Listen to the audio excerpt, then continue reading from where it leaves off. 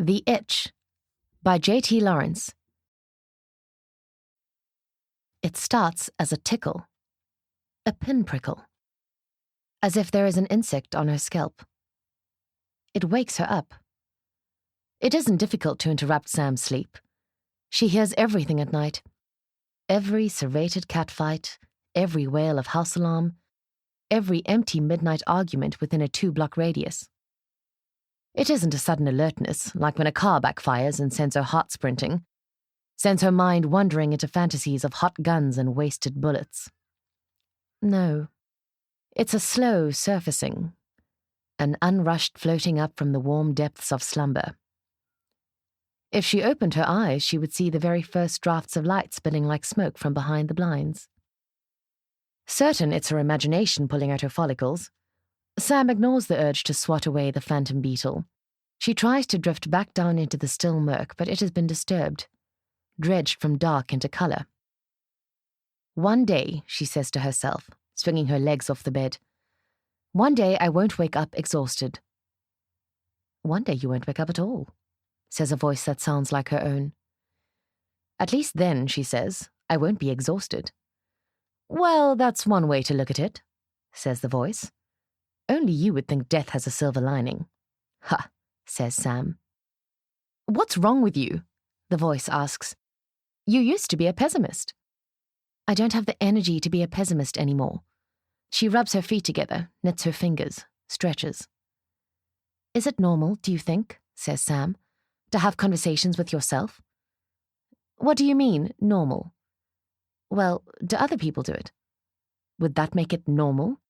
Anyway, why does it matter? Sam sighs.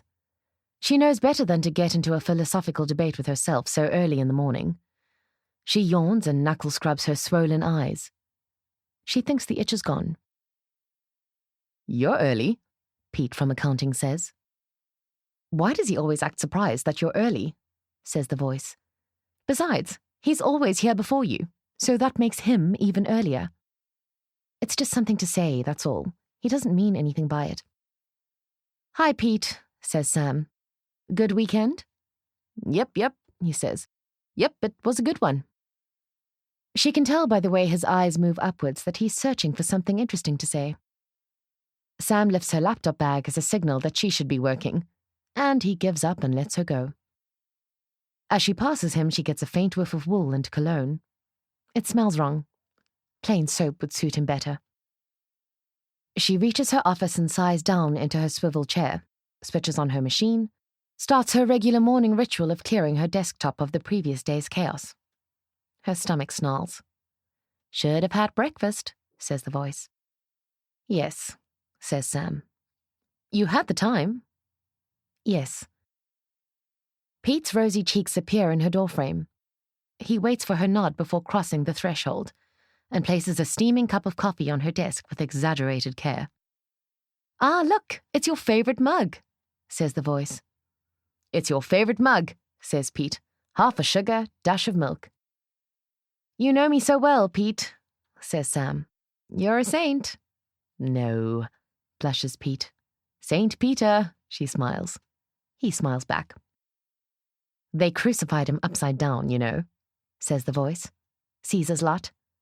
That's really nothing to smile about. At her lunch hour, Emmentaler and ham on rye, Sam wonders if she should phone the boys, see what they're up to on their school holidays. She always has to weigh up the consequences of hearing Barry's disapproving tone, like ice water, versus the warm buoyancy she gets when she hears the animation in her son's voices. Bugger him, says the voice. They're your kids too. I lost them, says Sam. They're not lost, says the voice. She's about to dial when there is another barely there prickle on her scalp. A bright green caterpillar. A fruit bug. A hornet. Her fingers fly up to inspect the spot, half expecting nothing, half expecting the shock of a small interloper. She scratches the vacant patch. There is temporary relief, but then it returns with double the intensity. She shoots up, sending the chair coasting backwards and crashing into the wall. She turns her head upside down and rubs her whole scalp frantically, trying to dislodge the itch. What is it? Asks the voice. What is that feeling? Sam is too busy shaking her hair out to answer. She's certain that if there ever was an insect, it's now gone, but the itch remains. She walks down the corridor to the restroom, where she parts her hair, leans over the basin, inspects the skin under the downlight. "There's nothing there," says the voice. "There must be something," says Sam. "A mosquito bite, a hive, a blister." "There's nothing there." "It's itching like, I don't know, I've never had an itch as ferocious as this before." "Don't scratch it." "I have to." "Don't scratch it, it's making it worse." "I don't care, I can't help it." "We need to get to a doctor." "A doctor?" laughs Sam. "It's an itch." "It could be something bad." "Oh, please, like what?" "Shingles." "Shingles? I'm not an old man." "Your immune system is compromised." "No, it is not. Besides, shingles is more of a pain, isn't it? This is an itch." "It could be anything. Let's just pop in at the medical suites on our way home. See Dr. Callie." "Stop being such a hypochondriac." "Chickenpox." "It's not chickenpox. I had chickenpox when I was 5. Still have the scars on my stomach where I could scratch without my mother seeing." "I know." "You know?" "I was there." "I need to get back to work." "No, you don't. Your day's ahead. Take the rest of the day off. Maybe you just need some downtime." "I can't just leave the office halfway through the day." "You used to." "That was another time, another life. I'm not the same person." Sam still finds herself shocked by how quickly an ordinary life can be derailed by just a couple of bad choices. She won't make the same mistakes again. "Stop scratching, Samantha, for God's sake." "I hate it when you call me Samantha." The parking lot is still full of cars when Sam reverses out. The security guard looks surprised that she is leaving early. She winds down her window. "I'm just off to the doctor," she says, to ease the guilty edges of her thoughts. Brown-foxed, like the pages of a well-read book. "I'll be back soon." "Hope it's nothing serious," the guard says. She wants to say, "It's nothing," but then her excuse will be blown. She scratches her head. "I'll be okay," she says. "So we are going to the doctor?" asks the voice. "May as well," says Sam. "It's Monday afternoon and the sun is shining. What else do we have to do?" Dr. Callie surveys Sam's scalp. "I can't see anything," she says, cheerful. "Is she blind?" asks the voice. "What?" "She just said she can't see anything." "She meant that she can't see anything wrong," says Sam. "Anything unusual." "I mean, it's a bit red maybe from you scratching it," says the doctor. "I've been trying not to, but the itch is so intense." "Well," she says, "I can give you some topical steroids. That should help." "We could have bought cortisone cream over the counter. What a waste of time." "You're the one who insisted we come here." "Do I hear a duck in here?" "What?" "Quack." "What else can she do?" Sam asks the voice. "She can't diagnose something she can't see." Dr. Callie types the script up on an old-school typewriter on her desk. Sam studies the antique. "Yes," she says mid-type. "I'm a walking cliché. My handwriting is that bad." Sam balls up her fists, denies the beckoning itch. "It's extra strength, schedule 4, Callie says, putting it out of the machine and handing it to Sam. "Use it sparingly." "Oh, okay, extra strength. That sounds good." "Come back if any more symptoms develop." The bald pharmacist passes her the tube of ointment.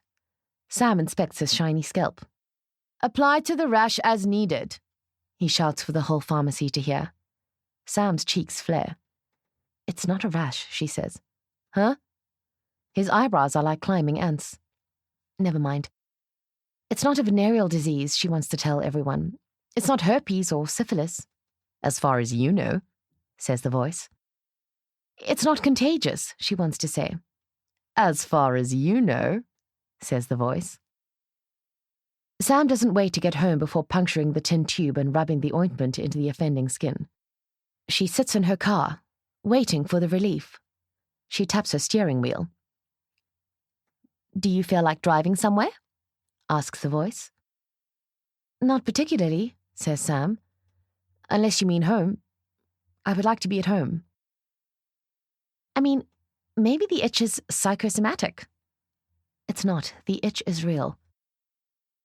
Psychosomatic doesn't mean it's not real. It means it's caused by your mind. If it's caused by my mind, then I should be able to stop it with my mind, and believe me, I can't. Have you tried? Yes. Try again. Well, I've got the cream on now. The cream should work. How will I know if I cured myself with my amazing mental self-healing powers or if it was the cortisone? Let's go home. Yes, let's. Sam closes the front door behind her, hangs up her keys and her jacket, sits on the creaking couch in her lounge holding the ointment in both hands like prayer beads, kicks off her pumps, lies down with a throw pillow under her head and another under the back of her knees. Comforting. The itch has definitely receded. She can still feel it nagging, but it seems further away, as if it's in the next room. What shall we do now? Asks the voice. Why do you always want to do something? What do you mean? What is wrong with lying here? Just lying here. Yes, just lying here for a moment. What is wrong with that? It won't be just a moment, that's the thing. Besides, life is about doing things, isn't it? Doing one thing after another, a string of events. Lying on your couch is not an event. I'm tired. You're always tired. You make me tired.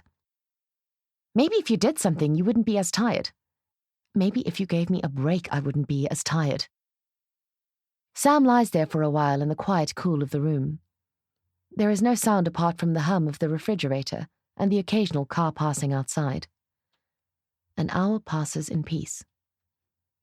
Sam waits for the voice to nag her, but it doesn't.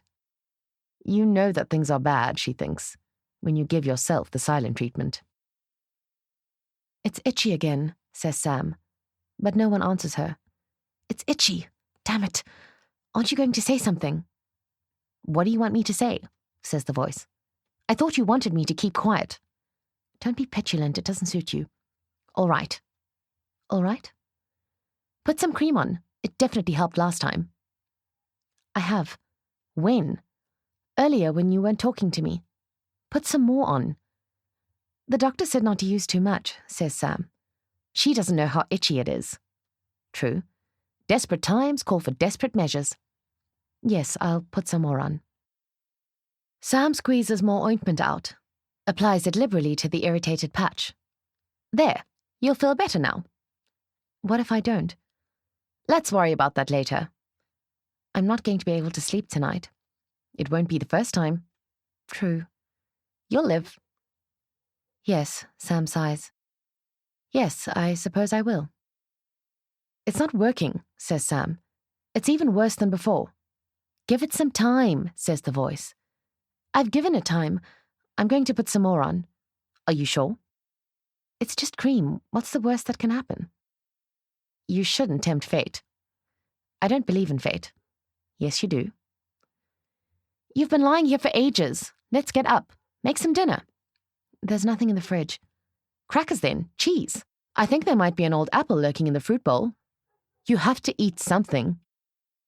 An old apple, says Sam. That sounds appealing. She gets up slowly, rolls her head around on her neck, finds a rind of cheddar but no crackers. No apple, old or otherwise. Puts on the kettle to have tea instead. Maybe we can go grocery shopping tomorrow. Just to get a few things. You know, if you're feeling up to it.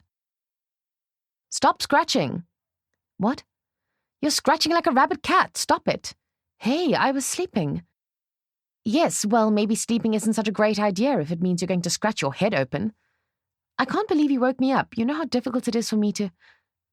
Sam stops talking when she notices the sticky feeling on her fingers. The smell of copper. She switches on her bedside lamp. A bright halo jumps out of the bulb. Her fingers are bloody. Sam's confused. Where is the blood coming from? I told you, says the voice. Bright blood all over her pillow. Oh my God. Sam feels as though she has been attacked. As if a man dressed in a black balaclava had come through the window and battered her. Why does it always have to be a man? Asks the voice. What are you talking about? Your imaginary intruder.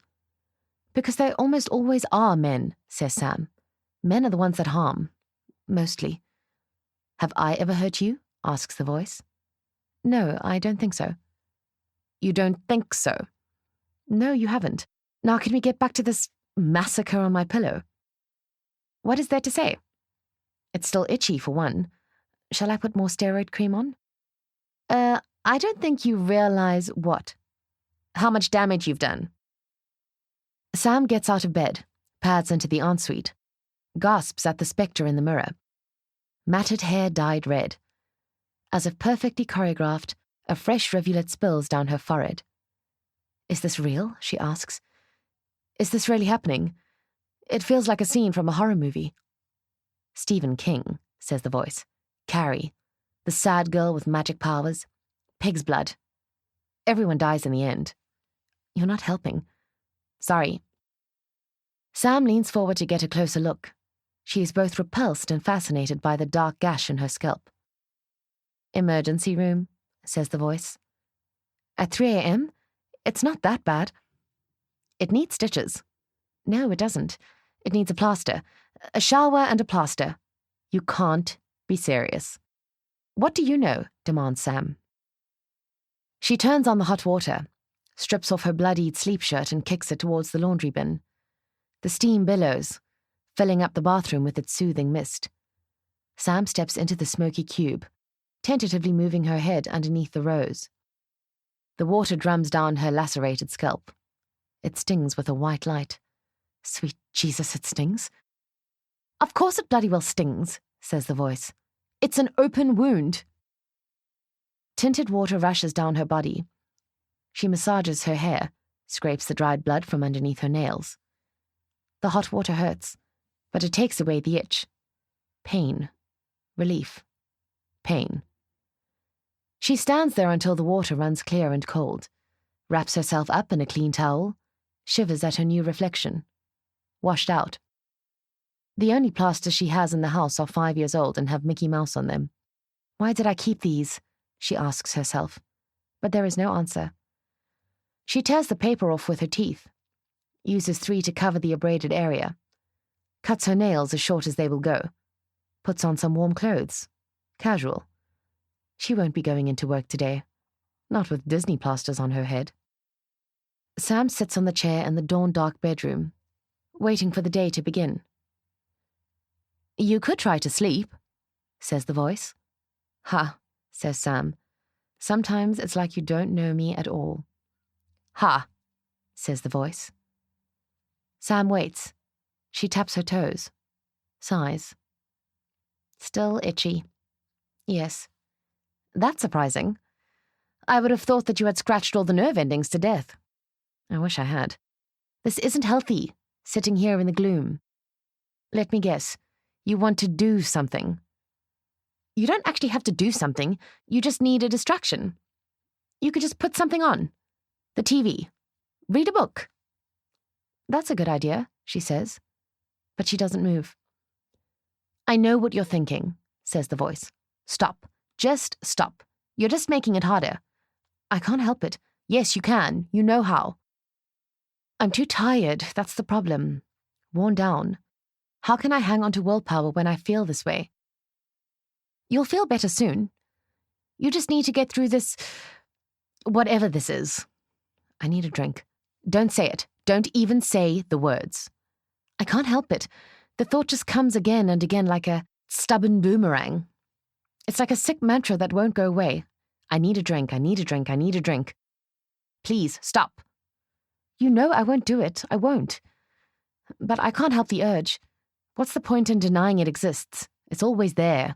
Every time I walk past that kitchen cupboard, every time I open that drawer in the study, my shoe cupboard, the vanity desk, every single time I crave that glass bottle lip in my mouth. I know. When will it end? I don't know. Good gracious, Miss Douglas, what have you done to yourself? Sam blushes as the doctor peels away the cartoon characters. I'm usually such a bad sleeper. I can't believe I did so much damage in my sleep. Your inhibitions are lower when you're asleep. You didn't have anyone to tell you not to scratch. Sam chokes on air. You tried the cortisone? Yes. It didn't help. I thought it was helping, and then I woke up with blood all over my pillow. The doctor cleans the wound and applies a fresh dressing. She keeps it in place by winding a bandage all the way around Sam's head, tucking it under her chin. I look like a wounded soldier or something. All I need now is a limp and a wooden crutch. At least you can laugh about it, the doctor says, reeling more and more gauze around Sam's head. Is all the bandaging really necessary? It's to stop you from scratching it open again tonight. Okay, that makes sense. This time we'll give you a full blood workup. Try to figure out what's causing it. And I'm going to give you oral cortisone. Whether the pills help or not, I'd like you to see a specialist. A dermatologist? Asks Sam. That's a good idea. Why didn't I think of that? A psychiatrist, says Callie, sitting down at her typewriter, rolling up her sleeves. I'll give you a list of my recommendations in the area. I already have one, says Sam. A psychologist. Oh, says Callie, mid-clack. A counselor, says Sam. I'm an alcoholic. You didn't tell me that, says the doctor. It was an itch. I didn't think it was relevant, says Sam. In this kind of case, everything is relevant. This time Sam is not woken by blood. Her bed linen is wet again, but it's not crimson like before. It's clear, tinged with pink and green. You've scratched right through that ridiculous dressing, says the voice. Oh, God, says Sam. Why didn't you wake me? I did. Why did I go to sleep in the first place? I should have just stayed awake. What is this liquid? Is the wound weeping? Is it infected? This time I really think you should go to the ER. I know it's the middle of the night, but... Okay, I think I will. The intern on duty clicks his pen-like torch and peers at Sam's head. Startles. Shines it into her eyes. He grabs a gurney for her, books an operating room, and darts her with an IV. That escalated quickly, says Sam. The voice is quiet. Is it still a voice if it is quiet? She wonders. It looks pretty serious, prods Sam. There is excited babbling around her. They're just being careful, better safe than sorry, says the voice. I should probably call the boys.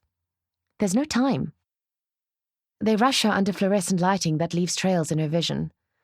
A long exposure gone wrong till the picture is ruined, bleached, blown out. An oxygen mask is strapped to her face. Someone holds her cold hand. Anesthetic pulls her under. Her whole body is dunked by the drugs and the relief. Samantha, says a white lab coat. Samantha, can you hear me? Sam groans, opens her eyes. Her mouth is stuck together. Her head feels like it has exploded. She lifts her hand to touch it, but there is only a cocoon of dry bandaging. She tries to swallow the cotton mouth, but her swallow reflex is on strike. Warara, asks Sam. What happened? Says the lab coat. You managed to scratch through my scalp, says Sam. That's terrible. You scratched through your skull. That's not even possible. That's not possible, is it? It was brain fluid. You actually scratched into your brain. Sam can't tell if he is horrified or fascinated. He tells her that while she was out, a neurosurgeon had cleaned and debrided the site, which had become infected.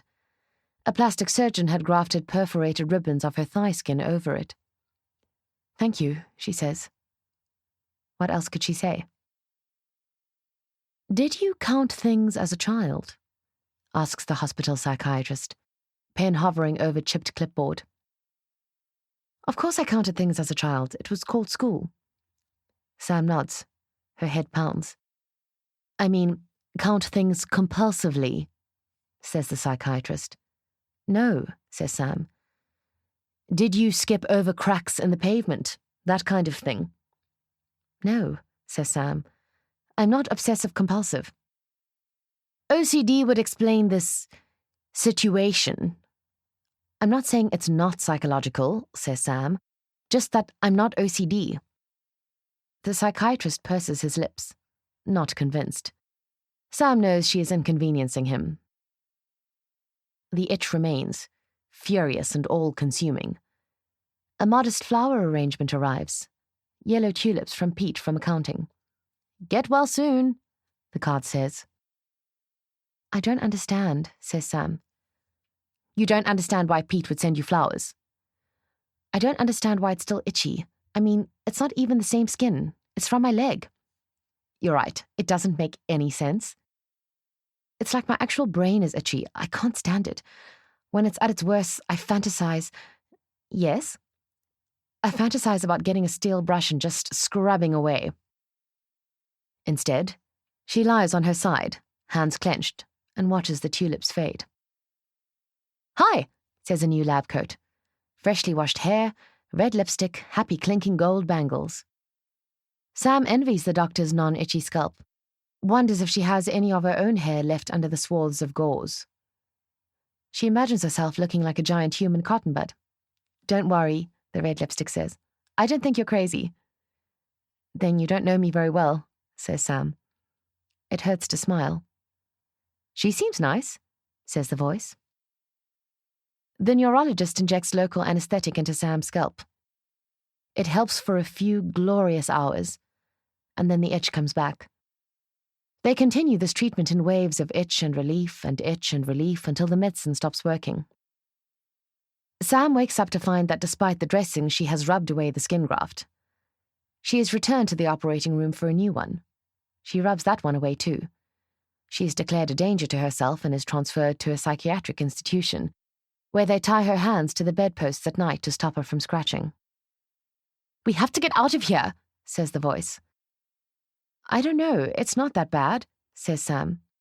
"Not that bad. It's a nut house. You're not mentally ill." "I know.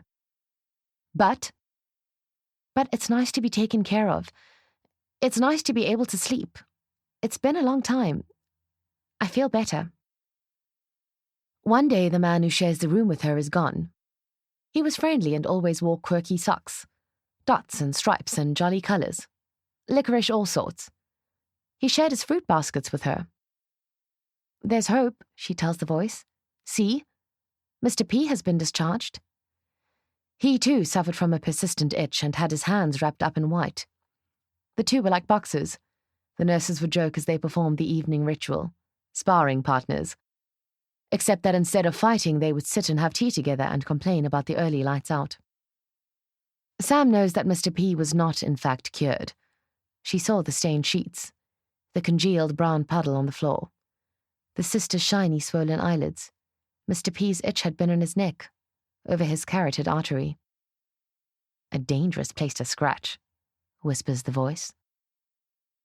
"I wonder if the boys will visit," says Sam. "I'm sure they will," says the voice. Sam is discharged once the staff formulate a way to stop her from hurting herself. She is given a soft helmet to wear at night, and cotton mitts. At its worst, the itch is as violent as ever, but Sam protects herself. If she rarely has to scratch, she uses the toddler's toothbrush she hasn't been able to throw away all those years ago. A lifetime ago. She wakes up to the solace of a clean pillow every morning. Her hair grows back in unattractive tufts. She walks with a slight gait, minor cerebrum damage from when she scratched her brain. She plans to return to work. She plans to call the boys and laugh with them on the phone. She plans to go for coffee with Pete from accounting. A neighbor's house alarm is howling. It's 4 a.m. Sam feels surrounded by the night. Her scalp itches.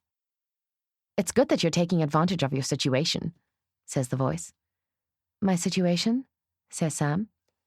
"Yes, you're home. You're alive. You're sober. You've got a job. You can walk." "Yes," says Sam, reaching for the toothbrush. She removes the helmet and moves the soft bristles in slow circles over the itch. Sighs at the intense and sweeping relief. "You're lucky," says the voice. "I wouldn't go that far." "You still have a sense of humor." "Do I?" asks Sam. "I don't know," says the voice. "What do I know?" Sam stretches, swings her legs out of bed, thinks of Mr. P's candy-colored socks. "Maybe," starts Sam. Yes, says the voice. Maybe we can do something today. The end.